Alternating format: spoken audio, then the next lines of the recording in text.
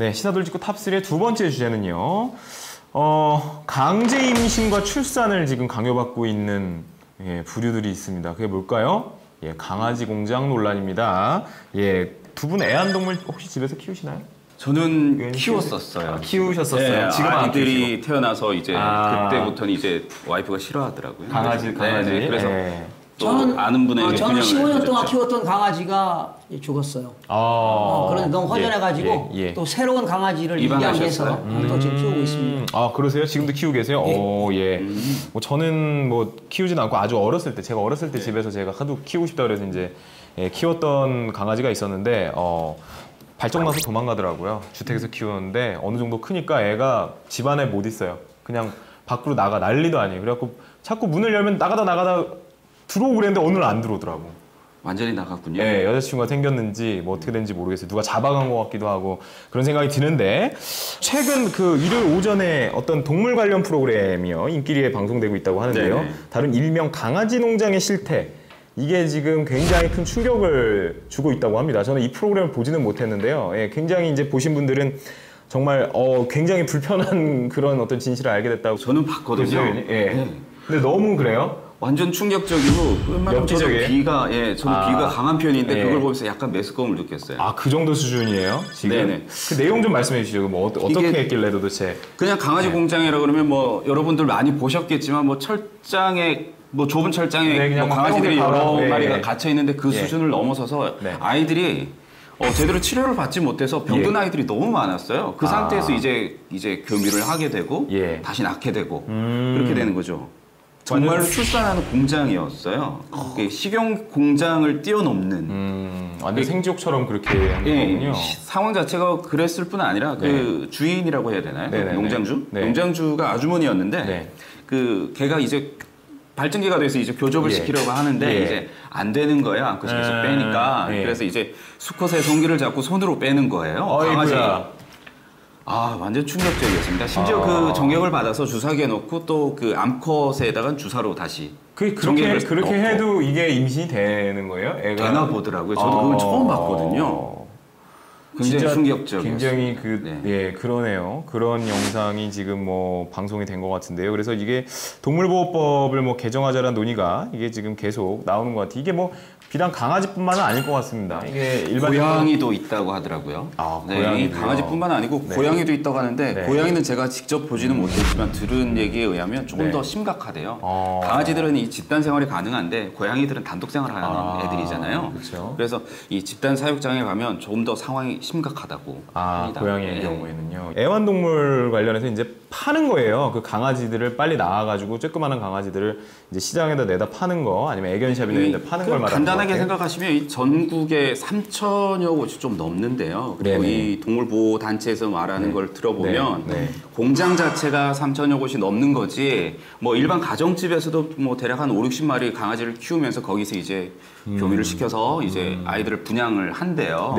그런 집까지 따지면 이거 수가 헤아릴 수가 없을 거라고 그렇게 따지면 그거 참 문제네요. 길 가다가 이제 펫샵에 보이는 애들 대부분이 다 이런 식으로 태어난 애들인 거예요. 공장에서 들어오는 애들이다 이렇게 저는 사실 생각을 하시면 될 것 같아요. 펫샵 같은 데 가면 강아지들 되게 귀엽잖아요. 그 조그만 거 보면 너무 귀여워가지고 그거 보면 그랬는데 그러니까 그런 데서 분양한 그 강아지들은 건강이 안 좋고 그러니까요. 그래서 일찍 죽는 애들 일찍 죽어서 그래서 매일 병원 다니는 거예요. 그러니까 그렇게 태어나서 하니까 이거 참 문제입니다. 문제. 여러분들 이거 참 이거 또 늙은 개들은 그 새끼를 못 낳는다고 또 그냥 안락사 시키고 그랬다고. 그렇죠. 대부분 다 안락사를 시키죠. 그러니까 이게 동물들에 대해서 어떤 분들은 그래요. 뭐 이게 이 지금 논의의 초점하고는 조금 다른 식용으로 가보면요. 개고기 먹는 거에 대해서 대단히 막 극혐해서 막 욕하시는 분들한테 어떤 분은 그러더라고요. 소, 돼지, 닭은 그럼 왜 먹냐?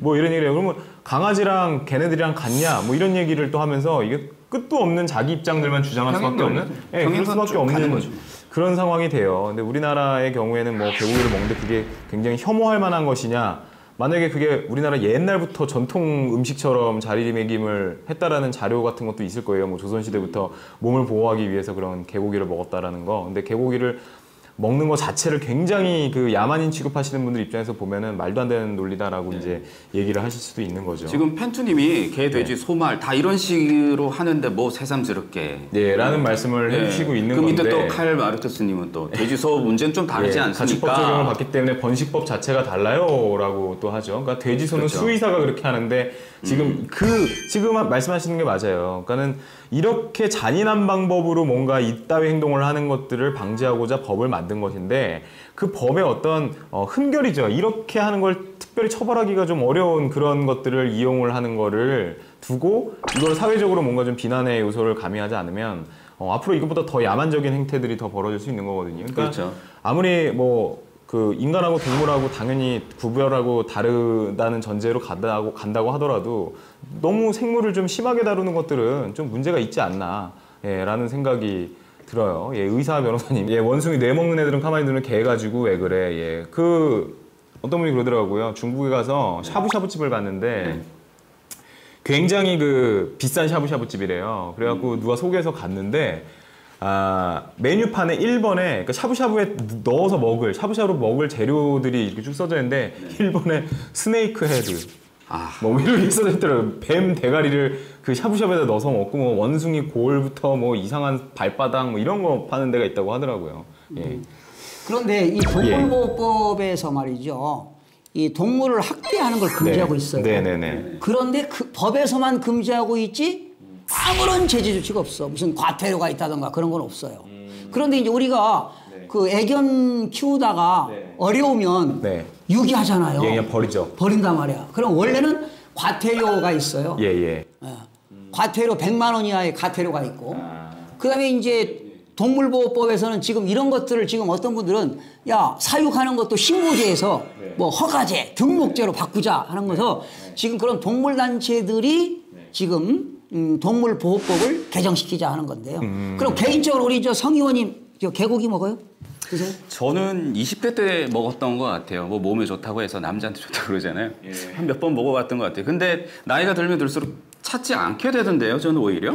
지금은 안 먹은 지 몇 년 됐습니다. 근데 이제 저는 개인적으로는 안 먹는데 모임에 가서 이제 이렇게 먹을 때 그냥 같이 다 같이 먹을 때는 뭐 어느 때는 좀 그런 뭐 생각이 들어가더라고요. 좀 죄책감 같은 거. 개 키우면서.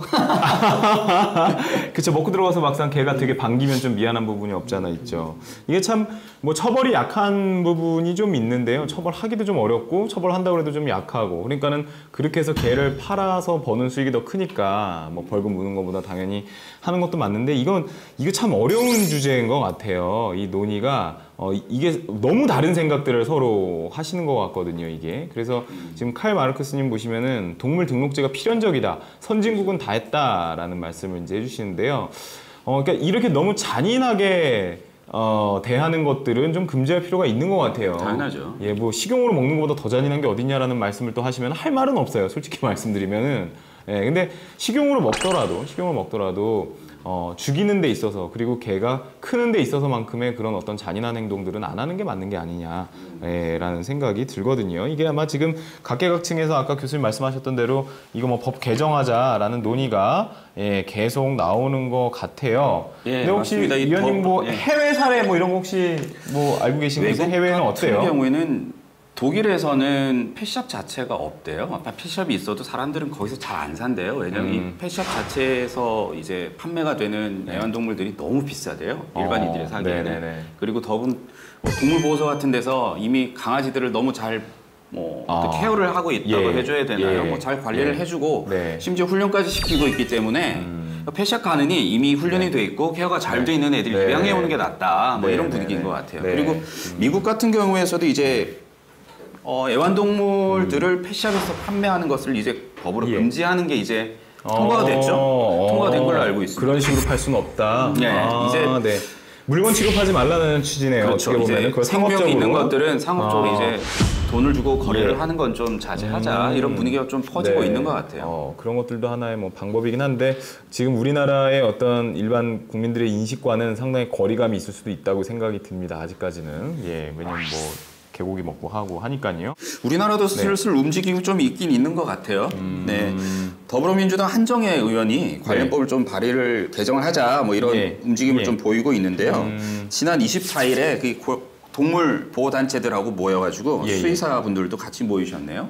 개정을 하자 이렇게 이제 토의를 얘기를 하고 있다고 합니다. 예, 그 영상 하나가 미치는 파급 효과가 상당히 큰 것 같습니다. 아마 국회에 발의될 겁니다. 예, 그러겠죠. 네. 예, 이게 뭐 신문에 그래요. 5년간 유기된 반려동물 37만 마리 25%는 이제 안락사 된 걸로 지금 나온다라는 거예요. 그리고 연평균 뭐 7만 마리의 애완동물이 버려지는 그런 상황이고요. 유기견 발견은 휴가철 7, 8월에 집중된다고 하네. 이게 휴가를 가는데 개까지 데려가기는 어려우니까 그런 식으로 지금 처리를 하는 것인지.